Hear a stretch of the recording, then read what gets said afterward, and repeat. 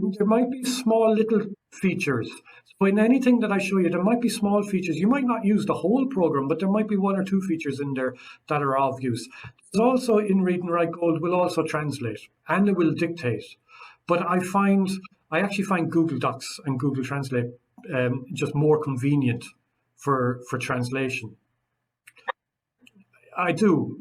It's not that Read and Write Gold is going to make mistakes, but it's seen as you're already using Google Translate. I don't think the translation feature in Read and Write Gold is adding anything new that you already have, or rather that. Okay, and again, there is other features within Microsoft Word that might also help you in terms of language translation and language understanding. Word will read out to you as well. In the same way as Read and Write Gold will, you can highlight text and you can have that text read out to you through Word. And I'll show you one or two features related to that. Let me open up Microsoft Word. I'll open up a document.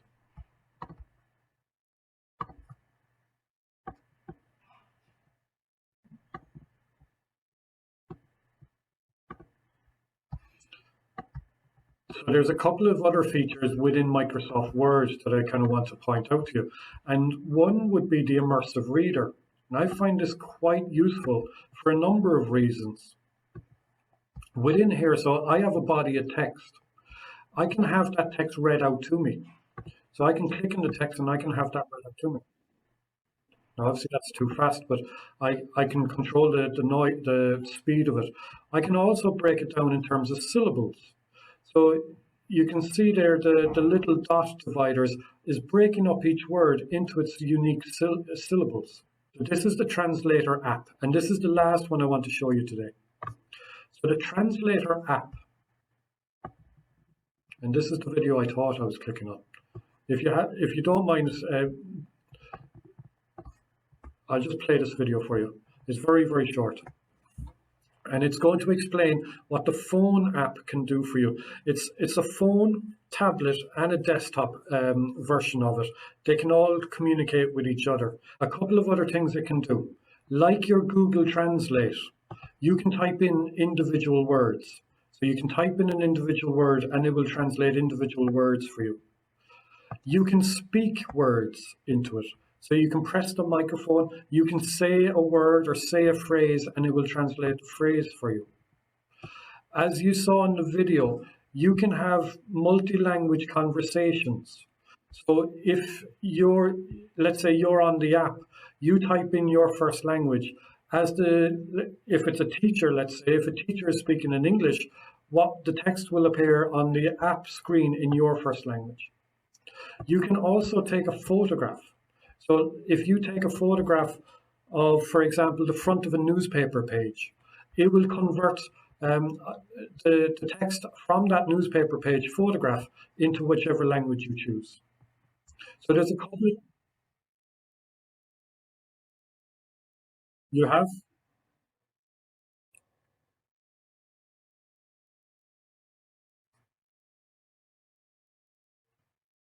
Yes,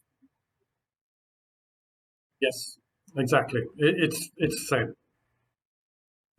So there on the phone, that's what you're looking for. It's Microsoft Translator. But if you have something that's working, as I said, these are just tips, and you can take whatever is of use.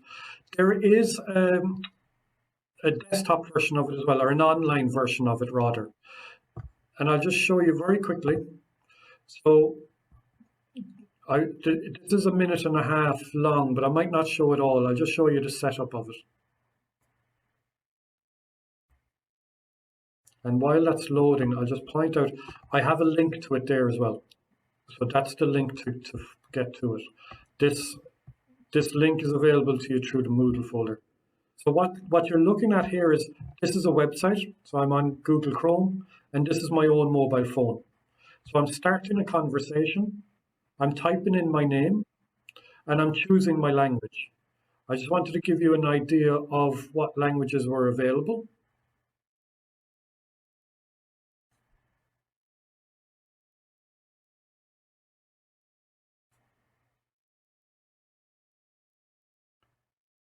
So once you choose your language, You're starting the conversation. And then you need to invite people to that conversation. So once that loads, this is your invite screen. You can either send them it or they can scan. So I have my camera here and I'm going to turn on my camera.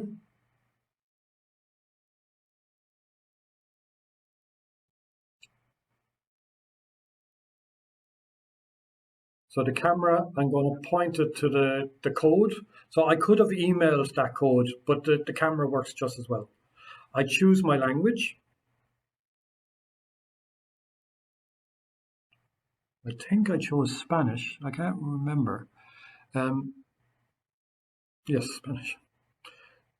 So you'll notice anything that's said in Spanish will appear on the left in English, and anything said in English will appear on the right in Spanish.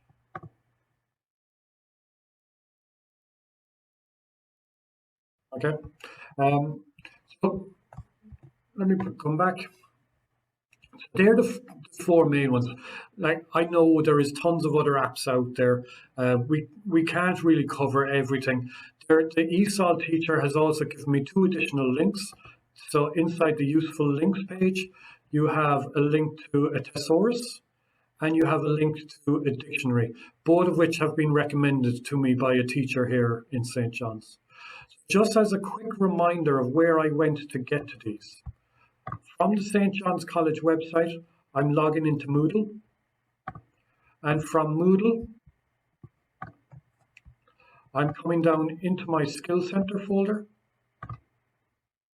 I should probably have a link directly from here, but at the moment, it's inside the Student Toolkit. And in the Student Toolkit section, it's under Assistive Technology. And it's down at the very end.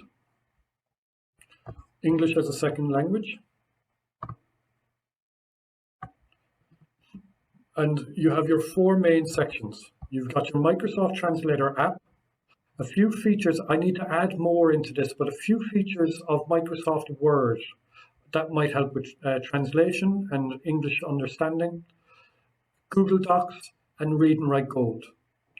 If there's anything else that you think I have missed, that you think is really useful and that might be of benefit to other students, you might consider sending it on to me. We're always learning, and that student toolkit is evolving, so we'll add to it. I'll leave it at that now. I think I've kept you long enough. Do you have any questions? Is that okay?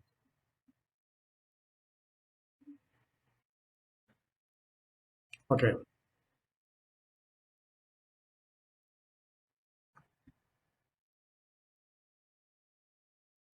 As I say, my email is there, and it's not just for translation or ESOL tips.